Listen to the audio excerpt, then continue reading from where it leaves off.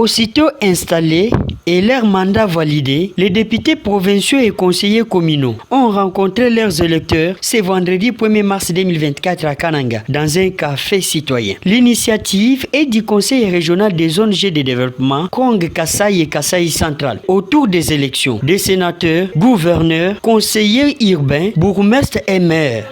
Cet échange citoyen a vu Maître Vincent Kayembe Chamoumagne, facilitateur, revenir sur le déroulement des scrutins dans un environnement sain. Le coordonnateur provincial de la CNDH, entendait Commission nationale des droits de l'homme, CNDH, s'est attelé sur 3 points. Mon intervention porte sur les premiers domaines qui concernent les élections démocratiques. Ça, c'est le premier aspect. Je vais effleurer cet aspect-là.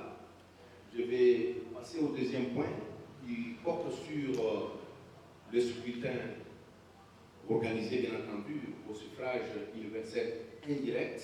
Troisième, je vais m'appesantir sur les enjeux, c'est-à-dire ce que nous devons gagner, ce que vous devez gagner et ce que vous devez perdre.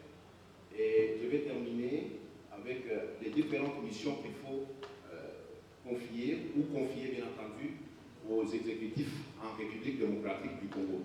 De leur côté, les députés provinciaux présents ont rassuré respecter les contrats sociaux signés avec la population lors de la campagne électorale de novembre et décembre 2023. Pierre Sosten Kambidi est élu de Kazumba. Aujourd'hui, je suis acteur.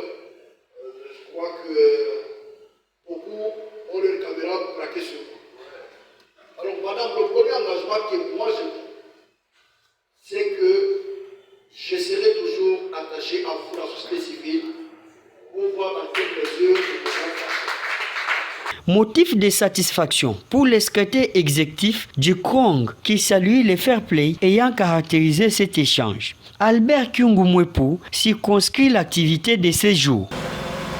Le Krong a lancé ce jour une campagne de sensibilisation autour des élections indirectes.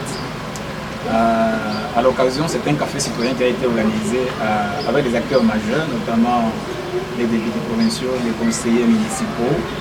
Et il était couronné de toute la société, représentants coutumiers, de femmes, de personnes avec handicap, professions religieuses, zones G dans les universités, pour essayer de cogiter un peu dans un sens d'exprimer les attentes de la population face aux grands électeurs autour de ces élections qui se pointent à l'horizon. Donc, ce sont des élections qui engagent les grands électeurs qui vont voter au second degré et la population qui ne vote pas directement peut, du moins, exprimer ses attentes auprès des grands électeurs. Ce qui a été fait, au finish, la population a formulé ses attentes, ses aspirations quant à l'élection du gouverneur, des sénateurs, des conseillers urbains ou des bourgmestres que les grands électeurs représentés suivis. Ils ont promis de tenir compte, de prendre en compte dans les élections à venir, le tout dans le but d'avoir des animateurs, de représentants capables de défendre la province et de mettre la province, nos entités, sur la voie du développement. Avez-vous l'impression que les objectifs ont été? Notons que cet échange a connu la participation d'un échantillon de députés provinciaux, des conseillers communaux, autorités traditionnelles, acteurs de la société civile locale et leaders de jeunes.